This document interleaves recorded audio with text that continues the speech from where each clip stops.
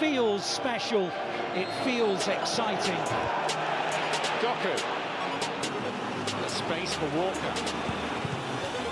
And it's a lovely finish. That is a glorious goal.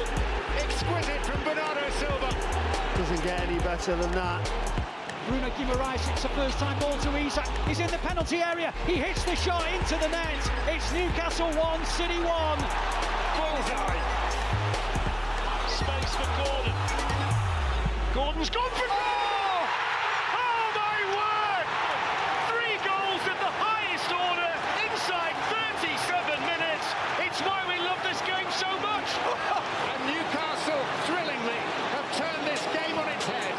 So Bernardo Silva, he's making way, and Kevin De Bruyne is coming on in his stead. De Bruyne in a pocket of space. De Bruyne takes aim and marks his return to the Premier League stage. Draws his side back on terms and shows Guardiola and co precisely what they've been missing. KDB, we've missed you. We love you. It's 2-2.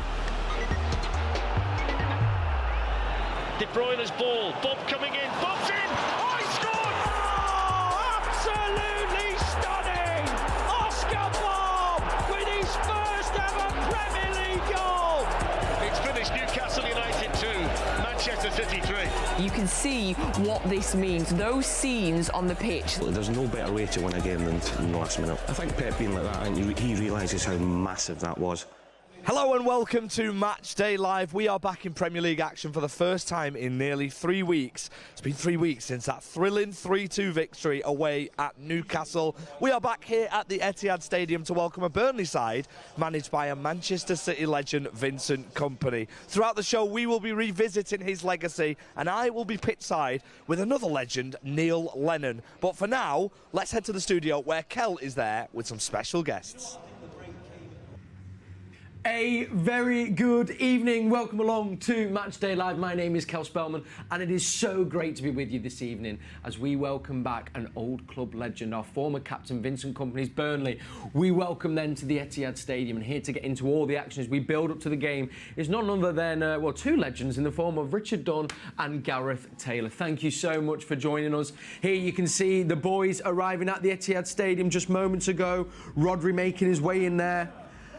And I can reveal, just before I bring you team news, one player who is starting, we'll see and get him off the bus in just a moment, is Kevin De Bruyne. As we know, we've been drip feeding him back into the starting 11, and he starts tonight. I'll bring you the other 10 starters in just a second. But Richard, great to be back with you. Great fixture we have on our hands this evening. Yeah, it's brilliant. Feels like I've missed the Premier League because the breaks that's been going on over the last couple of weeks, so it's great to have it back, and especially on a night like this where it's going to be a bit wet and a bit wild, hopefully. And yeah, City are just sort of building up to a storm at the moment with their performances, so hopefully tonight with Kevin back in the team they can put on a good show. Absolutely, and hopefully as well that big man there, will he be on the starting 11, will he be on the bench? We know that he's fit. Pep said that in his pre-match conference, so I'll be bringing you that in a second. Kyle Walker there as well, and there's that man as revealed here first on Matchday Live. Kevin De Bruyne does start in our game against Burnley. Welcoming back Vincent Kompany. Obviously, it must be, as being a manager, mixed feelings for Vinny coming back to the Etihad. We know he was there last season as well, but it will be, of course, be giving him a very warm welcome, won't we? Yeah, of course. I mean, like an absolute stalwart of the club. You know, set such high standards and was in a fantastic period here for the club. And yeah, is remembered really well by everyone. I think he had a bit of a tough return last season in the FA Cup, and he's probably hoping that that's not going to be the case tonight. I mean, have you, for playing as well, going back to a team that you maybe played for before, how is that? I mean, do you kind of feel different going into that game a little bit? Yeah, a little bit. I think it depends where you were, if you were successful there or not. It's always nice at the beginning, they give you a nice welcome, and then next thing, obviously, they're enjoying every bad touch or bad mistake that you make. So I think it's great. And of course, there's other times, obviously, where you probably weren't successful and you're going back to clubs where you don't even get that nice applause at the beginning. Yeah. Happened to me a lot. Richard, do you remember going back to some older teams? Yeah, and it's amazing because I spent 9 years playing here, and then you come back and it's like a little bit apprehensive as you come out, and then like a little applause. But then as soon as the whistle goes, you're forgotten about. Yeah. You're an enemy player. You're an ex-footballer for the club, and they're just all about the heroes of today and the players that they've got now. So as much as the respect and the fans love Vinny, as soon as the whistle goes, it's all forgotten about, and then after the game, it's like, yeah, still a legend, but you lost. It's what to be hoping. That's it. Let's get that team news then. FG is roaming today. He is now pitch side, I think, alongside Mr. Neil Lennon. He is on the commentary team with Alistair. Man, what a duo that is. Let's head to FG now, though, and get our starting 11. Yes, welcome back to Matchday Live from pitchside. Well, I say pitchside, but we're actually undercover because of the rainy Manchester weather. It's time to reveal the Manchester City team news for the game against Burnley. In goal is Ederson, and then a start for Rico Lewis, John Stones, Nathan Ake and Josko Vardiol. Rodri starts with Nunes and Foden. Kevin De Bruyne makes a start, as does Jeremy Doku and Julian Alvarez. The substitutes for Manchester City are Stefan Ortega, Kyle Walker, Ruben Diaz, Mateo Kovacic, Erling Haaland back on the bench, which is great to see, Jack Grealish, Bernardo Silva, Sergio Gomez and Oscar Bob. Joining me under the cover is an absolute footballing legend, Neil Lennon. Neil, good evening. Thank you so much for joining us here on Matchday Live. Oh, thanks for having me. We've seen the team and yes. Quite a few changes. Is that a surprise? It is, because I thought they were outstanding against Tottenham on Friday. It's the best I've seen City play against a really good opposition. I thought they dominated the second half and thoroughly deserved to go through. And sometimes when you're playing well, you want momentum to come. But obviously Pep's thinking about the squad as a whole and the run of games they've got coming up until the Champions League. So there's quite a fulcrum of games coming up in the next couple of weeks. So listen, it's going to be interesting. Good to see John Stones back. I'm interested to watch Nunes. I'm so pleased De Bruyne is starting, because it's just brilliant to see him back, not just for City but for the game as a whole. And then you look at that bench. It's an incredible bench as well. So, Burnley are going to be really up against it tonight. So well spoken, as always. Let's speak about that squad rotation thing, because when you were managing as well, you had a lot of games in Scotland, and it's so important to use that squad. And it's a massive opportunity for players like Rico and for Nunes, isn't it? Yeah, Rico's a great player. I just see him getting better every year. Nunes still, is such a great athlete and a great runner with the ball and without the ball. So he brings something a little bit different to the midfield. And I'd like to see him, have a good game tonight, see what he can bring the City attack. But yeah, you're right. I mean, the squad depth here is fantastic, and they're all quality players. So it's really a balance of trying to keep them happy, but also trying to win games. I think they're going to have a lot of the ball tonight, but the form they're in, you can just feel them putting the foot on the gas again. Well, we're seeing Kevin De Bruyne and Phil Foden starting in the same team. There's been a bit of a discussion about whether they can play together and stuff. Do you think Phil's going to be out wide, or do you think Kevin will be moving out to the right-hand side like he likes to do? Yeah, I mean, the two of them can play. Phil can play in any position across the front, and he's having an exceptional season. Again, I thought on Friday he was brilliant, absolutely brilliant. And having Kevin back, he's one of the best players in the last 10 years in the world, and he's a joy to watch. So look, they're two unbelievably talented but intelligent players. Of course they can play together. Of course they can indeed, and we're looking forward to seeing that, of course. And from Burnley's perspective, how do you approach this game then? Because you've seen the starting 11 for Manchester City. Like you said, there's talent absolutely everywhere. But if you're Vincent Kompany and you come in here, is it just a case of just getting men behind the ball and just trying to potentially play on the counter-attack? Yeah, but I don't think that's Vincent's way. He wants the team to be sort of on the front foot, but it's so difficult to do it against this quality of opposition. They're going to have to be patient and really diligent in their defending, and then look for counter-attacks. But Vincent will want to play. He'll want his team to be brave and try and take the game to City when they can. But, it's going to be a long night for them. They're having a difficult season, but they've done great to come back up. They've found it really difficult to step up in class in the Premier League. I'm not sure he'll be thinking about getting anything out of this game tonight. There'll be more important games for Vincent later on in the season. Now, a start for Kevin De Bruyne as well. The last time we saw him in the Premier League was nearly 3 weeks ago, and he came on at St James's Park, and he got a goal and an assist. What a boost that is for Manchester City to have a play. He looked great. He looks younger. I think he's done something to his hair, makes him look younger. But I mean, the goal was just genius. He picked it up in a great ball by Rodri, and then in between the lines. And he knew what he was doing. He passed it through the defender's legs, wrong-footed the goalkeeper. That's genius, And to see him do it back like that in an instant, I think it's great for football.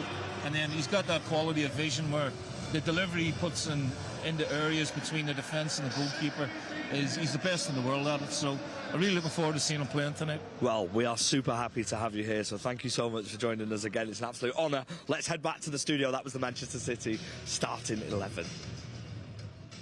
Thank you, FG, and thank you, Neil Lennon. We'll be getting more from them a little bit later on in the show. Thanks for joining us. If you've just tuned in, welcome along to Matchday Live. Starting 11 is on the bottom of your screen. And Richard, I'm going to come to you first because one man I know I was happy to see in the starting 11, Neil touched upon it as well. John Stones returns to the back four. A big, big boost for City, not just defensively, but also offensively, because what he gives us going forward and in midfield. Yeah, he obviously had an amazing season last year, and then this season there's been a bit stop-start from at times with injuries, but when he's in the side he just brings something that no other player in Europe I think can do. You know, other people have tried to imitate what Pep has done with the squad in terms of inverted fullbacks, but that inverted sort of centre half is unique to John Stones, with the ability to be able to do it. And he's one of those players that you want to come and watch play football, because he's brilliant at his job defensively, but coming forward he just adds something which, like I say, no one else can do. And yeah, I'm really pleased to see him back on the side. It feels, as you say, I mean, gutted that, you know, he kind of hasn't been able to pick up that momentum this season, but as the kind of he's getting, you know, an older each season, but he does seem to be getting better, and now we're actually getting to see prime John Stones, really, doesn't it? Yeah, and I think it's the same for most centre halves. As the older they get, the more experience they get, the less sort of rash they become in their defending, and more concentrated and pick their moments to make tackles. And John reads the game so well that he doesn't have to be sliding tackles, he doesn't have to be diving in at times. And maybe when he was younger, they were the risks that he was taking. Also on the ball, he knows 2 or 3 touches is enough, he can lay it off. If he needs a couple more, he does it in the right areas. Again, something when he was younger he got criticised for, but to be that brave, to have that criticism as a young player. Yes. Now you're seeing the finished article. Now you're seeing what being able to be coached to say, go and do it, go and express yourself. And now so many people are told, no, don't do that, just kick it, get rid of it, don't take chances. But he's been allowed to develop the right way, and you can see he's turned into one of the best centre halves in the world.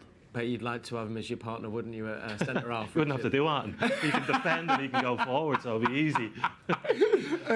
Gareth, the next name that I know every City fan around the world will be licking the lips at seeing, maybe not so much for Kompany and Burnley players, but Kevin De Bruyne starting after his injury layoff. Obviously been drip fed into the squad, captains the side as well. Just how big is that for City, and also for the back end of this half of the season?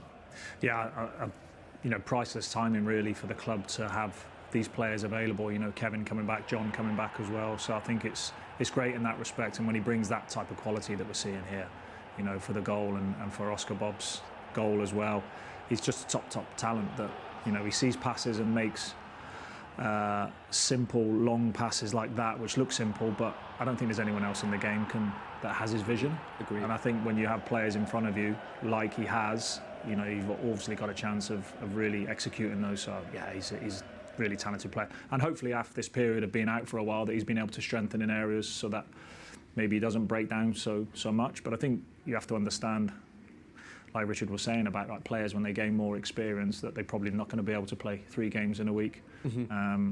And you know, the team has changed quite a bit from last Friday night against Spurs, and I would assume it will change again next Monday against Brentford away. Pep also mentioned as well, you know, about the kind of time and space for them mentally to kind of, you know, recharge in a way, and even for Haaland a little bit as well. Do you see it as well, even, you know, when you're coaching, actually, that there's the physical fatigue, but also the mental fatigue, I guess we don't think about as much as fans, but, you know, when you look at the schedule, then a Euros or a World Cup, they've kind of not stopped playing football, so I guess that can only benefit the players as well, really, as much as they want to play. Yeah, for sure. Yeah, of course. But I think, you know, the fact that they went away to Abu Dhabi was a nice kind of break, mid-season break. And like you say, they don't get that opportunity. And the World Cup was different last year because that created a bit more time. But for the players who are in the World Cup, they don't get a break. So I think it came at the right time, being able to go away to the UAE on the back of a really positive Newcastle result. Then they've gone into Spurs, and you know they're chasing down a very good Liverpool team who look to have got their mojo back a bit. Yeah. So. it makes for an exciting finish to the season. It really does indeed. And we know we're going to need the whole squad. One player who's come into the starting 11, new signing, Nunes. Wondered, Richard, what have you made of Nunes so far? Obviously, we've not seen loads of him, but came from Wolves, and when he has played, seems to have kind of done well and is starting to kind of feel settled into the team a bit, I guess. Yeah, and like a lot of the players that have signed for City over the last few years, it takes time for them to understand the demands and the requirements of playing in Pep's system at times. It's not just probably at Wolves he was a central midfielder who can free them to goal, whereas there's probably a couple more jobs added in here. Yes. And it does take time to adapt and to learn, and you probably won't see the best of him till next season possibly, but you can see from the start of the season to now there is a development. He is progressing, and I think the manager is also getting more trust in what he's doing, so that's a sign of development as well. And we've seen him at Wolves score some brilliant goals, so we're looking forward to him getting one here. Yeah, that would be lovely for all the fans here at the Etihad as well to see a Nunes goal, wouldn't it? Fingers crossed. I wanted to ask about the approach in general, Gareth. I mean, with a lot of the players we know what we would to expect, but can you see them doing anything different coming up against Vincent Kompany in his Burnley side?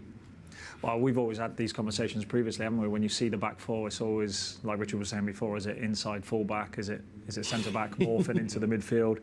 I think, the options there are, you'd probably say would either be Rico or John. Yeah. They seem to be the more favourable ones to do that. But, of course, I think we'll see Kevin playing higher up the pitch, joining Julian. Obviously, there's a bit of a void there with Haaland and what he can bring. But I think Julian Alvarez is a very good player, and obviously Kevin is a really good player to play alongside him as well. And then obviously you've got the quality of Phil on the sides and the pace of Doku as well. So I think for Burnley tonight, it could be a case of staying the game early on. I think that's going to be really important.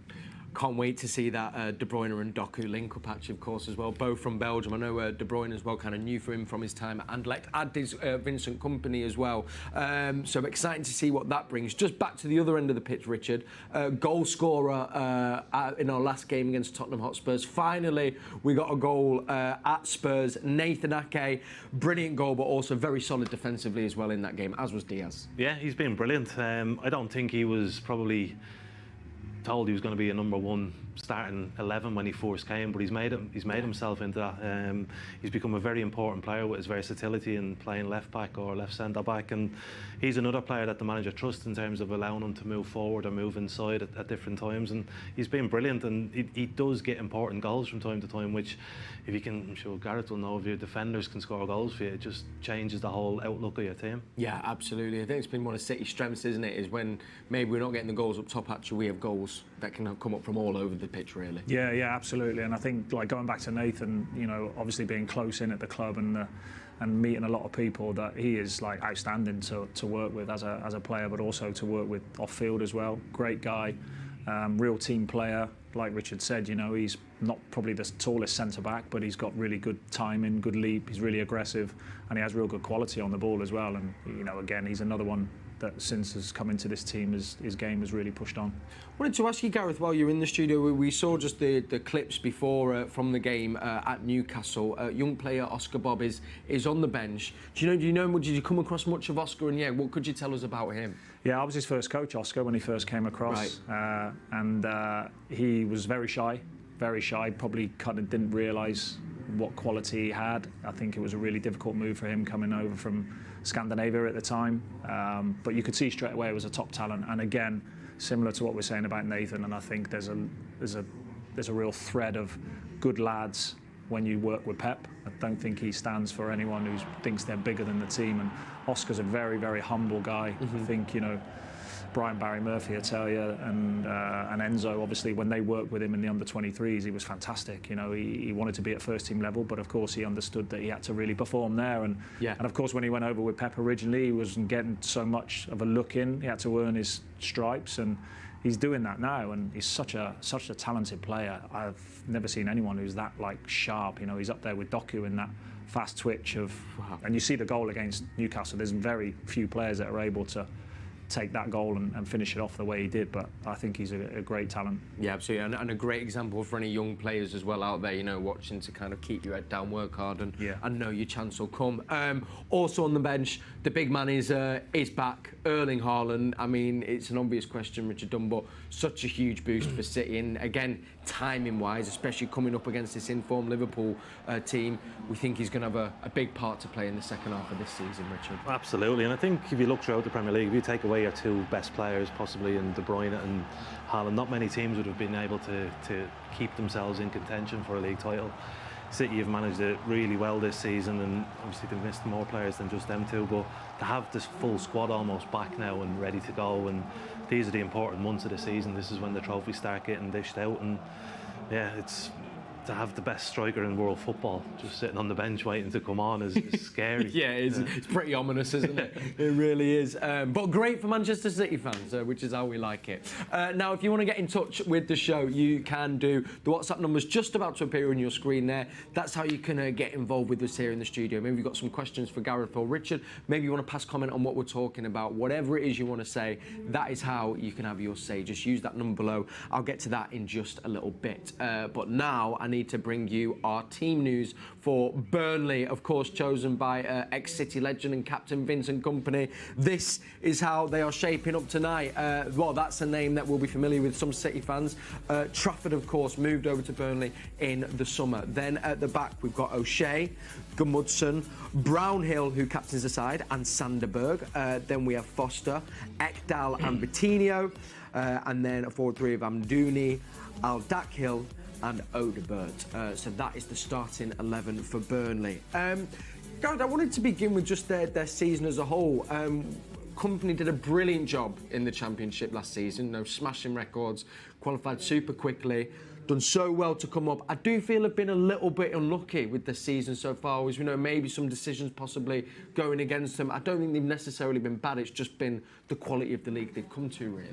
Yeah, and I think that's really key. I think when they were in the Championship, they were getting away with a few things, and they probably would outscore most teams and weren't getting punished for those slight mistakes that maybe they would make in midfield. Defenders would be able to shore it up. I think in the Premier League, the levels are so high of the players we've just spoken about, the likes of Haaland, the likes of Mo Salah for Liverpool, they just punish you. And I think that's what they're suffering with a little bit. I've probably changed things more recently. I think Vinny's changed his pressing without the ball. And gone maybe with a bit more of a conservative 4-4-2, just to try and stay in games a little bit more rather than leaving defenders a little bit exposed. And that's what we're talking about, is levels. And they did fantastic last season to get promoted, played some brilliant stuff, had really attacking wingers who scored lots of goals, and now they're in a period where they've just got to remain in touch. And I think maybe this game tonight is not going to define their season. I think it's going to be those teams around them that are going to be really important in the running. Yeah, Gareth touched upon actually when they were here last season. Obviously, they did try to come at us with a gung-ho approach.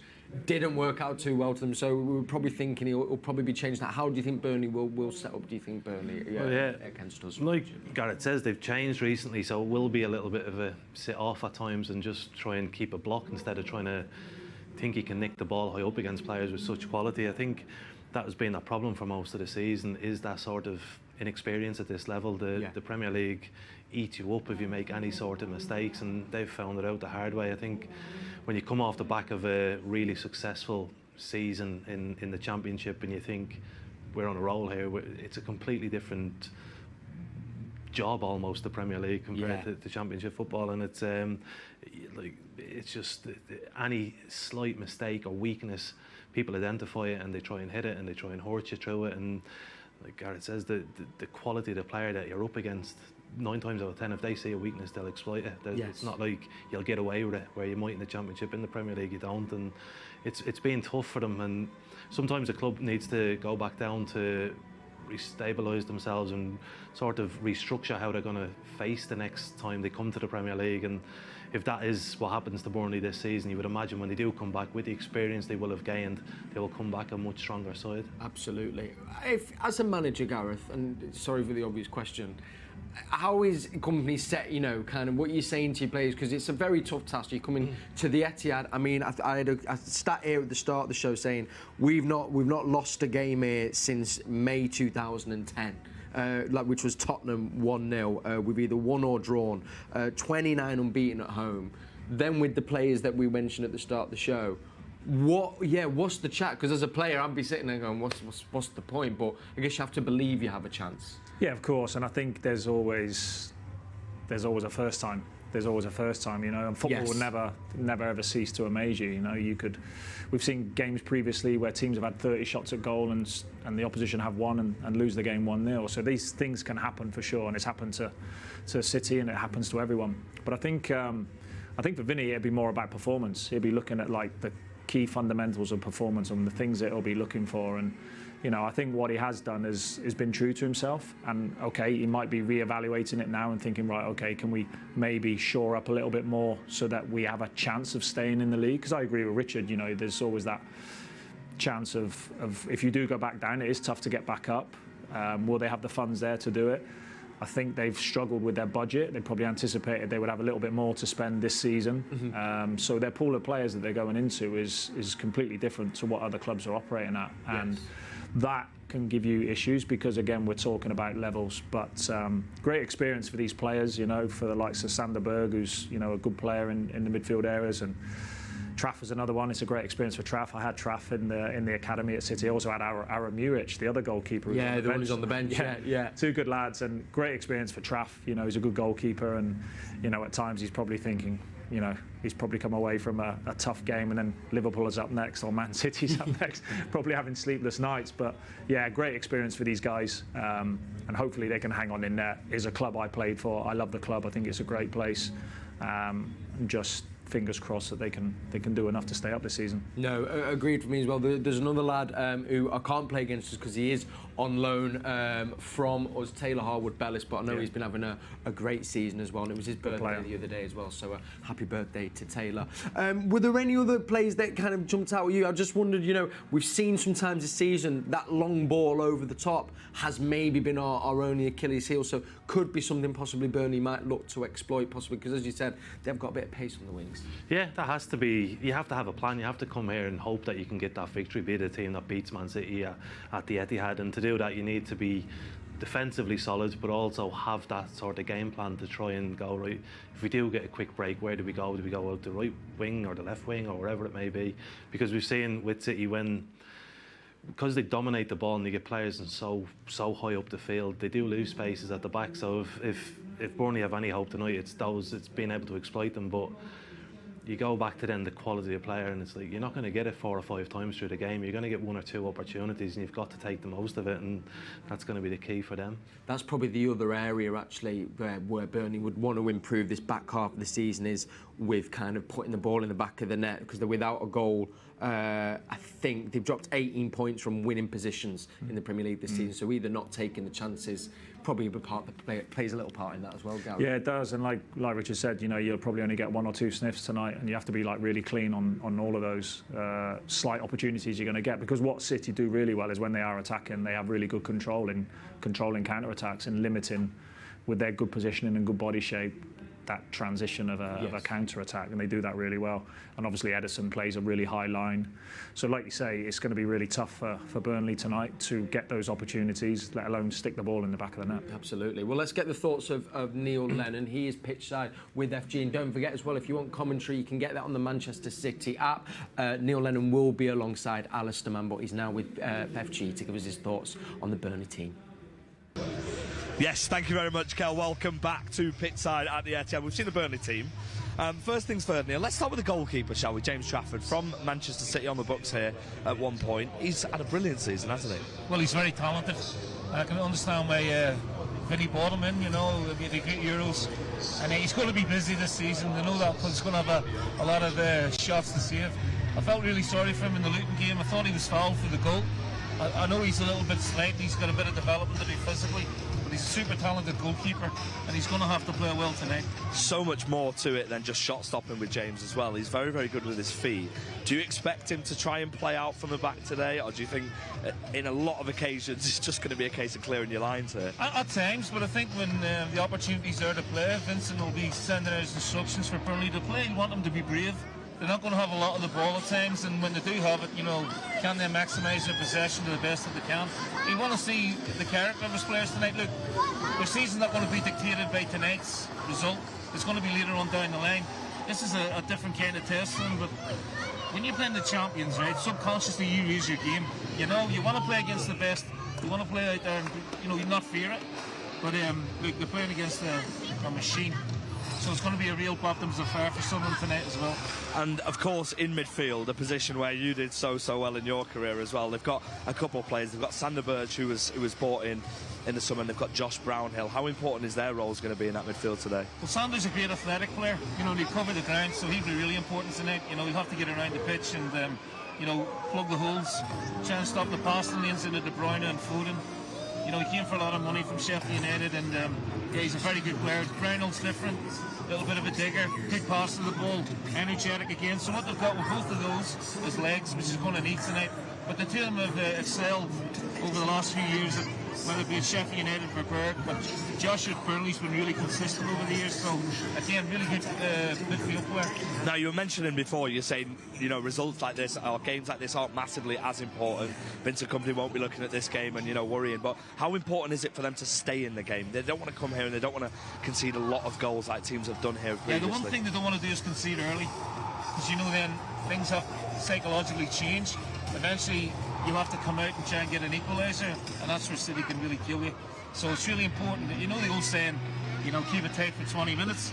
Then the old saying, keep it tight for 95 minutes, 96 minutes. But it's a very difficult thing to do. Yeah, they'll not want to be embarrassed, and I don't think they will.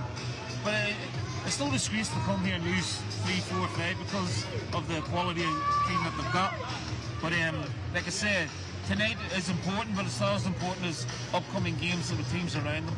So what would happen as a manager if your game plan goes out of the window in the early first 5-10 minutes and you do concede that goal? Because you have a game plan, you try and stick to it, and there's a possibility that you could concede early here. Yes. So then what happens? Is it just you've got to not panic. Yeah. And what you have to do is try and keep City as far away from your goal as possible. Stretch, and they've got a good runner in Foster. It's good to see him fit tonight, and he will run the channels and he will run between the centre halves, and he's a physical presence and he will be important in trying to get Burnley up the pitch. But you've got to try and stay in the game and not let your heads go down and keep your concentrations at maximum against this team. I played against Barcelona, coached against Barcelona. I know what this coach is like. You cannot switch off for a minute. Well, okay, we're going to hear everything Neil has to say on CoCom today, so we're super looking forward to that. Let's head back to the studio. Thank you very much, mate. Thank you, FG. Thank you, Neil. In the studio with me, we've got Richard Dunn and, of course, our women's team manager, Gareth Taylor. So I want to take this opportune moment to talk about the season so far. And Gareth, what a season we have so far. 3 points off the top spot into the quarterfinals of the Conti Cup after winning the derby last weekend. You're going to be taking on Spurs in the quarterfinal. We've got Arsenal in the Women's FA Cup and an unbelievable 7 games in a row winning, same as our men's team. You must be delighted with how the season's gone so far. Yeah, we're really pleased. I think we made good strides. We did do too much business in the summer. We brought in like a top player in Jill Roord, who unfortunately we lost last week to ACL, which is a bit of a blow. But I think, yeah, things are moving nicely in the right direction, and we've had success here over the years. We've had famous players. I think now we've changed things a little bit and gone a little bit younger. But I think the succession planning is really good at the moment. We've got some really good young players coming through and playing some really good football at the moment. It's been backed up with results, and it's so hard in the WSL. It's only 22 games in a season, so you've got to be pretty flawless. Yeah. But we're in touching distance, and we play Chelsea soon as well, who we're 3 points behind, so we're looking forward to that challenge. Yeah, cannot wait for that game. We'll be covering it as well, of course, don't worry about that. It felt even last season, though, that something was building, and I think actually not enough attention was given to the fact we signed so many kind of new players last season.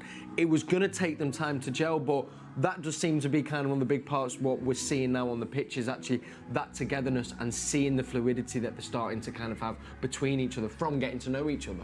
Yeah, continuity, and I think it's, you get good players in, that's the first thing, and then you've got to give them a bit of time and you've got to give them a bit of care and help and support, and I think that's what we've seen.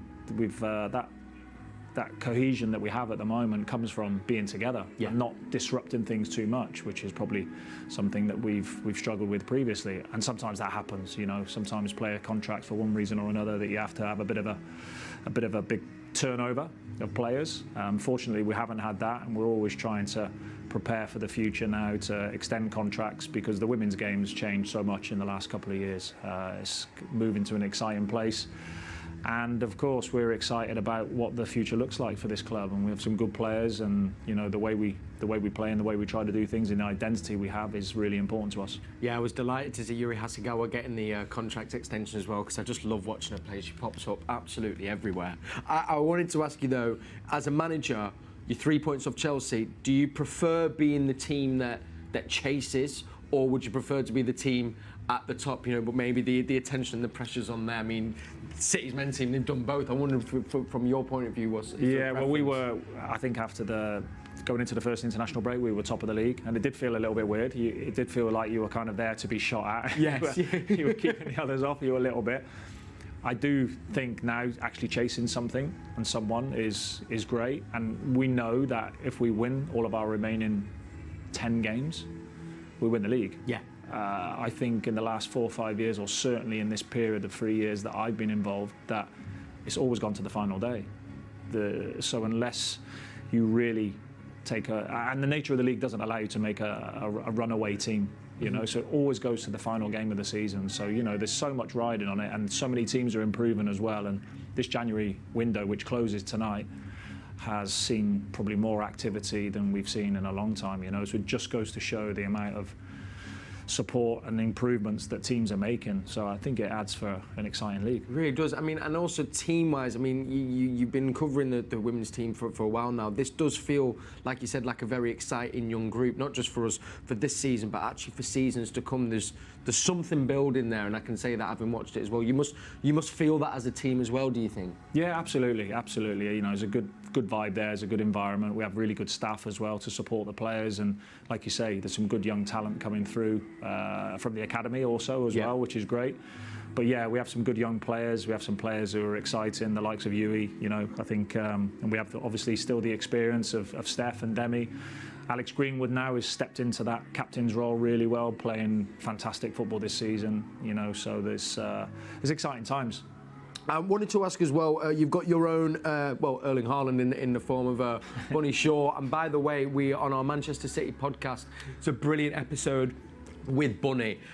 Sean obviously working with her as well, but what's she like to work with? And I mean, she just seems unstoppable in that final third. I've not watched a defender kind of get the better of her yet. Yeah, I mean, it's such a physical, like Erling, when you look at, you know, these different types of number 9s. She's really unique, Bunny, but great personality, great character. I think someone as well, one of the biggest things for me is how much she's improved. And obviously Sean coming in to help her with her movement, because Sean was really good at that. They get on like a house on fire, and I think Bunny loves playing in this team, because when you have the likes of Lauren Hemp, Chloe Kelly, you see Lauren here. This is at the weekend, you know, it's a really key pass, key finish. Likes of Lauren, Chloe, Mary Fowler, Jess Park, providing the ammunition for Bunny to be the best version of herself.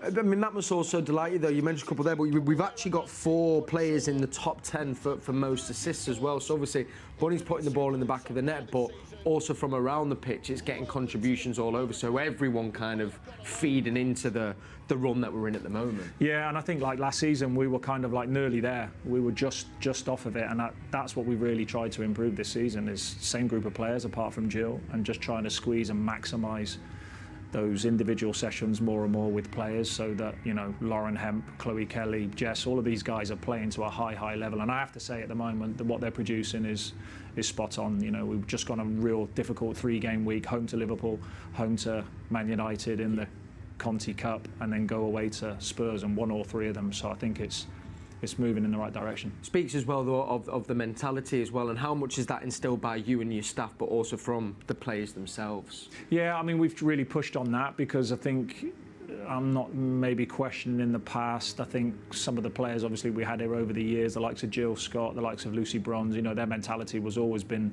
you know, we're out here, we're here City, and we're here to win. And I think now what I've seen this season, I don't know if anyone saw the Chelsea game when we went down to 9 players. It was a bit of a farce for the referee inside, but the way that the players dug in, and not just the players who were on the pitch, you know, the way Steph was off the pitch, the camaraderie, the words in the dressing room at half-time, the way that they really stuck to the task of seeing that game out. I think all of a sudden there was like a switch that went off. It was like, yeah, we got this, we can do this, and if it's mentality we need to really see us over the line, then I'm really seeing that from the players at this moment.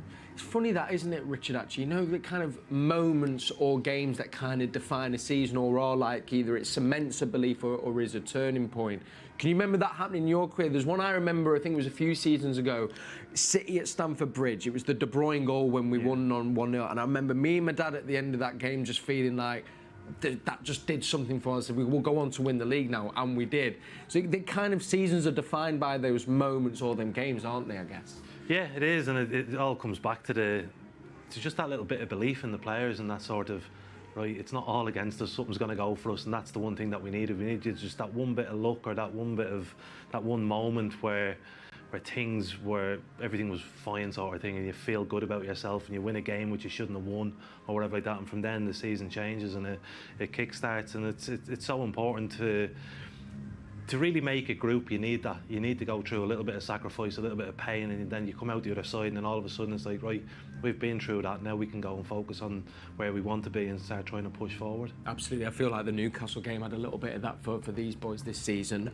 Back to your season though, so Leicester at home this weekend, exciting fixture, and obviously hoping for another 3 points. Yeah, of course, tough Leicester team. They're a different proposition now, and we go into another big week. You know, we play 3-game week again. We go back to Spurs again on Wednesday in the quarterfinals, and then Arsenal away in the FA Cup. I have to remember my competitions now. And then the following Friday, just before the international break, away in London again. So we're getting to know London really well against Chelsea.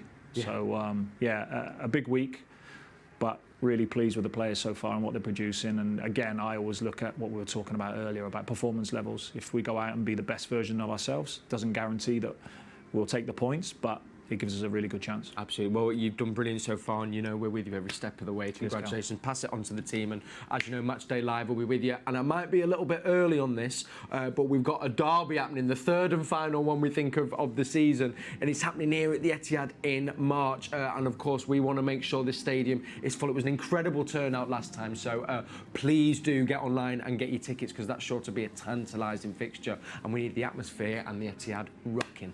mancity.com is where you can get some more details on that. Right, we can now head back pitch side, because FG, well, is joined by one man who knows Burnley's manager very well. He was, of course, his centre-half partner. Joleon Lescott joins FG. Yes, it's only right to speak to a man who's played with Vincent Kompany, and it is Joleon Lescott. Joleon, let's talk about Burnley's manager and your relationship with him. Really, I can't stand him. I can't stand him. I'm joking. Nah, really great guy, good friend. Still pretty close, to be fair, as close as we've ever been. And yeah, obviously someone that I admire as a person as well as a player and an ex-teammate. Of course, he was a huge leader here, but going into his management career, is that something that you saw in the dressing room? Did you always think Vincent Kompany could potentially become a manager? To be fair, I thought Vinny would be whatever he wanted to be. He was always dedicated to what he wanted to be good at. And it's funny because I spoke about it numerous times on the channel that like the end version of Vinny wasn't the version I came across at the start. Like that was moulded by the players like Patrick Vieira, Colo, probably Donny to a certain extent in regards to their time together, and we had other leaders in the group as well, so Vinny obviously picked up elements of that, but you could always see he had a natural element to lead a group, and his professionalism stood out. He was always dedicated to being better and the best he could be, so again, whatever he was set out to do after his playing career, it doesn't surprise me. Now I have to ask you, I'm going to put you on the spot here, if I had to say one memory that you shared with Vincent Kompany, what would be the highlight? Oh, the highlight would be I've got a picture of us holding the Premier League trophy on the evening, not in our kit, in our better attire, should I say, our evening attire. So there's a picture of me and him holding the Premier League trophy for the first time, which is nice. You shared so many great memories on the pitch as well. do you think, like, going forward, you'll see Vincent Kompany, you know, like, he sticks to the way he plays as well, like, and he sort of learned, of course, playing under Pep, etc., but the way he plays with this Burnley side as well, he sticks to what he believes in, doesn't he? Yeah, I think most managers now and coaches are playing to their principles and playing to the capabilities of their players, which is vitally important. But yeah, speaking to Vinny, not just in a professional but in a more relaxed environment, he believes in what he's doing is right for his player group. And as I said, not everyone's objective is the same. Like, obviously, Man City's is to win pretty much every game and every competition, where obviously Vincent's is to stay in the league and develop players. I think that he's highly strong on developing his player group, so if he's doing that, then I'm sure he's happy. Now, we've seen Vincent Kompany go into management. Could we see Julian Lescott go into management? There's too many days like this. Like, we're here with umbrellas tonight, but there's going to be many training days where you just like, yeah, and I'm just like, nah, that's not for me. At this moment in time, it's not for me. You have had a very, very good stint of coaching, though, haven't you? So well, I've done a bit of coaching, yeah, and as I said, I enjoy a lot of coaching, but again, speaking to Vinny, Rob Edwards, other managers throughout the league and other leagues, you kind of have to be dedicated, like, every aspect of your life. The hours they put in, there's no time off, never mind days off. Like, as players, it's a lot, but you always knew you were going to get a day off or 2 days off in a week, and you could mentally switch off maybe, but as a manager, you don't have that luxury, so I'm not ready for that yet. And Vinny's 6-7 years younger than me on paper, but if you look at us, you know what I mean? He probably looks a little bit older. You're looking absolutely great, Johnny. Listen, never say never. I think we'll just stick to your DJ career for now, right? That's it. That's about right. DJ, say less. Well, let's head back to the studio. Thank you, FG, and great to have Julian on the show there as well, speaking pitch side ahead of our game against Burnley. If you've just tuned in, thank you for watching us. Our starting 11 is on the bottom of your screen there, and I'm joined by Richard Dunn and Gareth Taylor. We're going to be talking about our club captains because, of course, we are welcoming an ex-City captain in the form of Vincent Kompany back to the Etihad Stadium. Before we do that, though, we had a question coming in, quite perfectly set me up, thank you, Malcolm, who said, obviously, Rodri is very crucial to the Man City squad. In your opinion, do you think he should be a future City captain, Gareth? Rodri? I thought he was one of the captains. One of them. I guess he's kind of asking, though, you know, the top of the bill, so to speak, because we have 5, don't we? That's how the players choose. Yeah, and it changes, doesn't it? Because Gundo was one of the captains, and he obviously left. But, yeah, I mean, I think we've spoken previously about how we wax lyrical about Rodri. I mean, what a player. He's just phenomenal.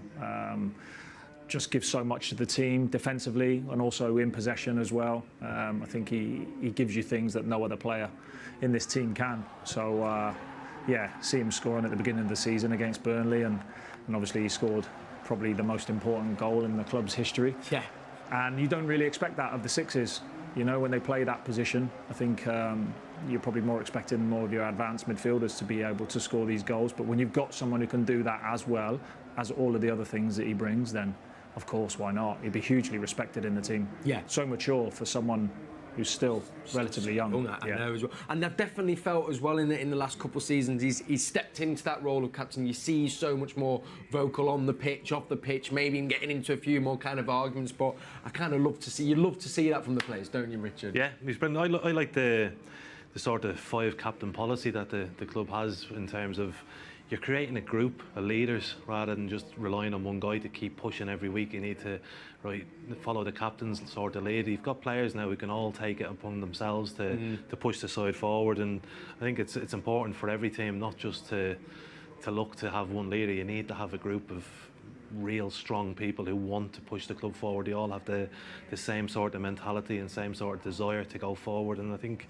it's great for the club to have so many leaders to call upon. Absolutely, as chosen by the players as well, our group of 5. But let's look on some previous captains, beginning with the man who's going to be down in the opposition dugout tonight, Vincent Kompany. I think that it's a hard one to kind of really capture in words just how important, integral of a role he was during his time at City, but the legacy as well he left behind, Gareth. Yeah, and what about this goal? Incredible.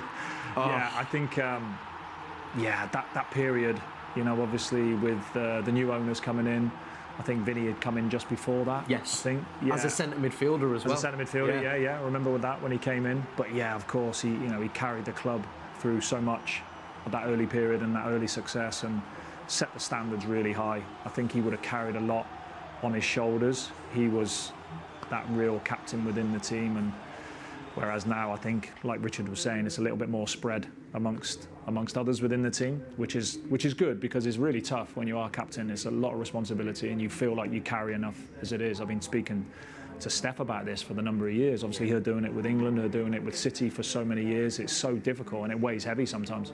Richard, I mean, I don't want to ask you to speak about yourself, but what I can say is I can speak for all City fans and say, you know, you were voted, I think, 4 times Player of the Season, club legend, and we know someone who left it all on the pitch every time.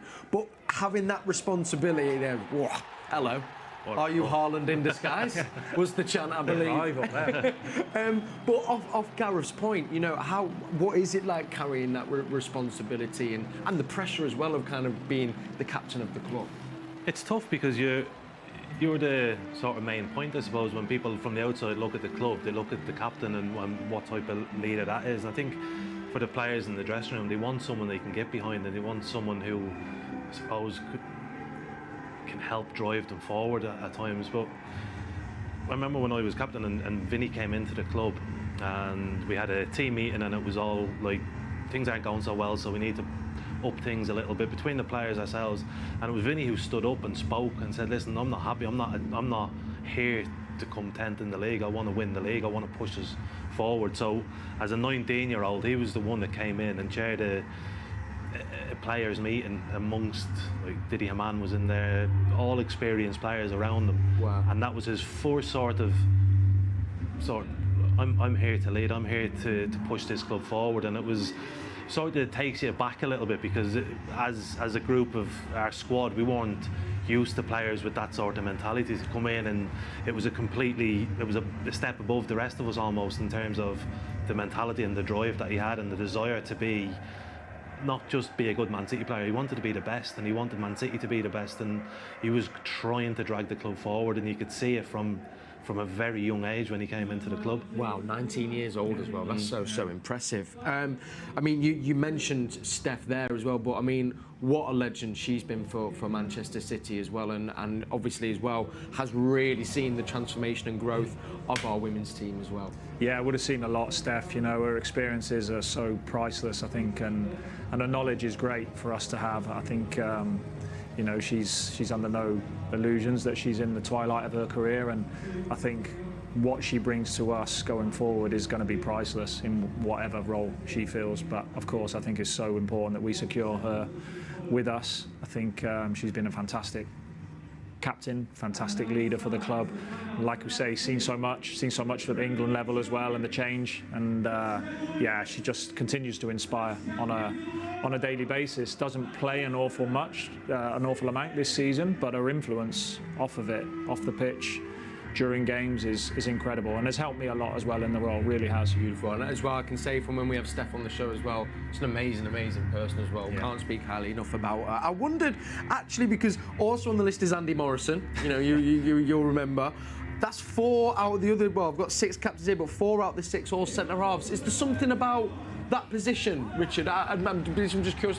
When I think as well, there's other captains. You know, there are quite a few centre halves. Does that position kind of dictate maybe? I think like for the outfield players, it's the position on the pitch where you can see everybody. You can sort of organise from the back position. I think for the centre forward, he's busy looking after himself, wanting to score goals, wanting to make runs which probably aren't in a game plan or anything like that, and different sort of mindset. I think for defenders, because every time we attack, our thought is we could concede here, so we need to get organised, and being able to pull players around I think is important. But I mean, I don't think there's a set position for it. I think it's a personality thing. It's a funny one though, isn't it? It's not usually like striker. I mean, I remember Shearer, Harry Kane. Goalkeepers as well is always a bit of a funny one. I think you want it to be like, if it's a centre half or a centre midfielder, you kind of, if you're in that team, you're kind of happy with that. I think the striker role and the goalkeeping are unique. They're there to do a specific job on the pitch, whereas the rest of us were all looking in to try and do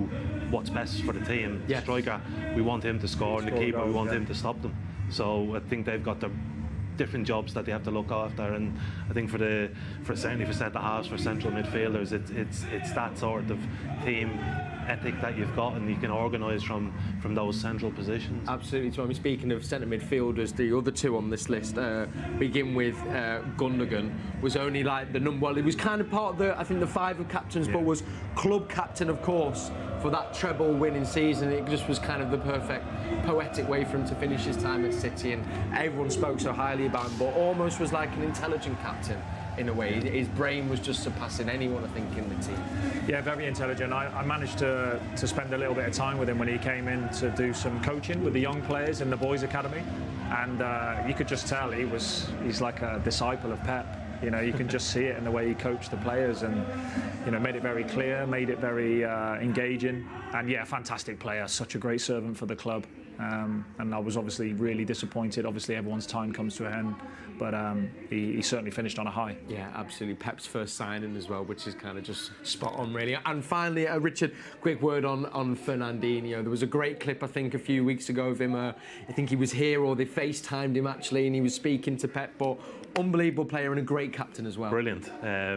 He was, I suppose, that first number 6 that you thought, how are we going to replace him? He just does everything. He can fit into so many different roles.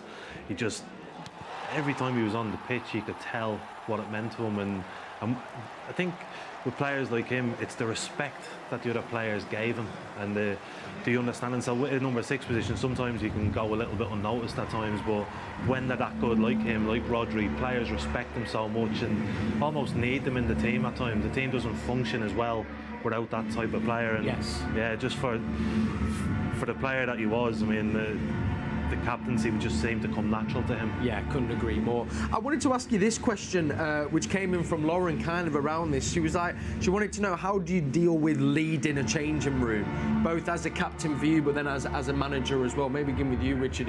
When you're leading a dressing room, what does that entail?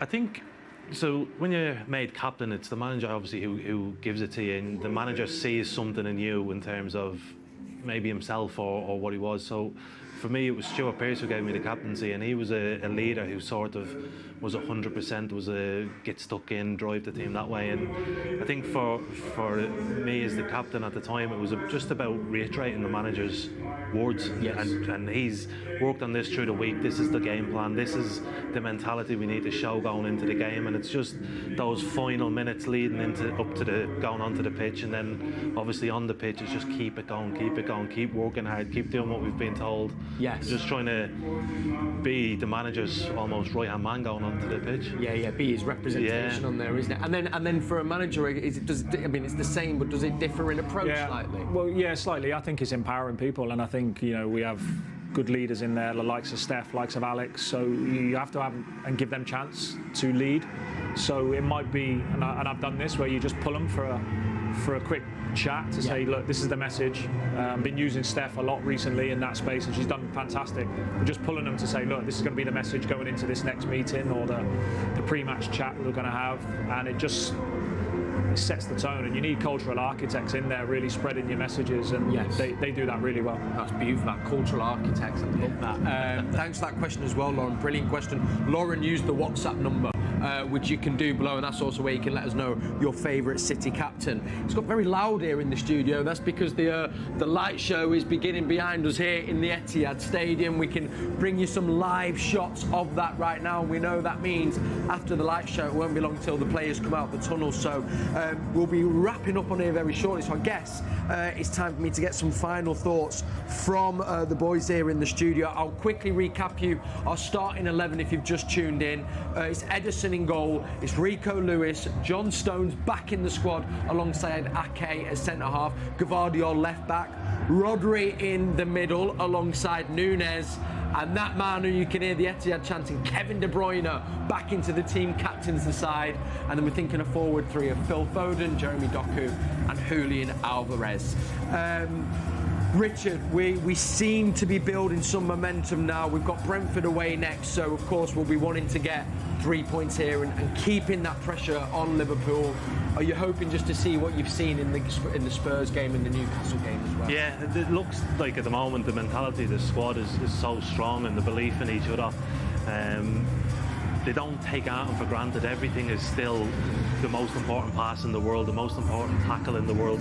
Everything they do, they try and do it with perfection, and it doesn't give much hope to opposition teams. It makes it very, very difficult because of the quality that they've got. And like Gareth said earlier, Burnley have bigger matches to come this season. I think this is a game that they'll pray to get something out of, but from City's point of view, they'll take it as the Champions League final. It's a game they have to win to keep the dream alive of what they want this season again. And I can't see anything other than a comfortable City victory. Stop what Richard said there, Gareth. We know that mentality is set and has come from Pep since he joined. But I feel like he set the challenge to the players of going, well, can you do it again? And it does feel the players have risen to the occasion. They almost take it upon themselves now as well to go, no, we're the best team in the world, and they try and show it every time they're on the pitch. Yeah, absolutely, and it's huge that they've got that confidence of what they did last season, knowing that they can go there, that they repeat it again. Of course, that's going to be incredible to be able to do. And Pep's always made a big thing about the Premier League and how important it is. So I think, you know, we're going to see a good push between now and the end of the season. Obviously got Liverpool playing Chelsea tonight. You know, they're looking back to their kind of best. You've got obviously the announcement of Klopp leaving, so you know that Anfield crowd is going to be right behind them. The players are going to be wanting to give him one final send-off. So again, I think that's what City want. That's what Pep wants. He wants the biggest challenges. That's why he came here, and that's why we love the game. We really look forward to these type of encounters. Yeah, couldn't agree more. Right, well, listen, as you come to us back in the studio before I say bye, let's get quick predictions. Richard, what's your score prediction for tonight? I'll go 4-0. 4-0 from Richard. Gareth? I'll be a bit more conservative, maybe 3-0. I think Alvarez will score tonight. Lovely as well. Put my money on that one. Okay, there we go. Right, well, the boys are in the tunnel. So 4-0 from Richard, 3-0 from Gareth with a Julian Alvarez goal. Love that. Thank you, as always, to you for watching at home. Remember, we'll be back at half-time, then we'll be back at full-time, so do come join us. But as always, it's been an absolute treat to build up to this game. Manchester City take on Vincent Kompany's Burnley at the Etihad Stadium. Last thing for me to say is come on, City. And it's over to Alistair Mann, who's got commentary, and alongside Neil Lennon on the Manchester City app. Thanks for watching.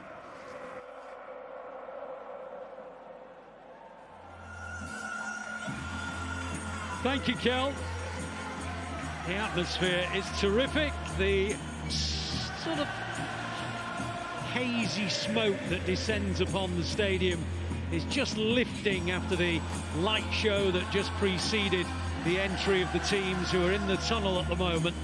There's something about night games, there's something about this time of the season that just adds that little bit of extra sparkle, that little bit of extra atmosphere, and that little bit of extra expectation. And there is a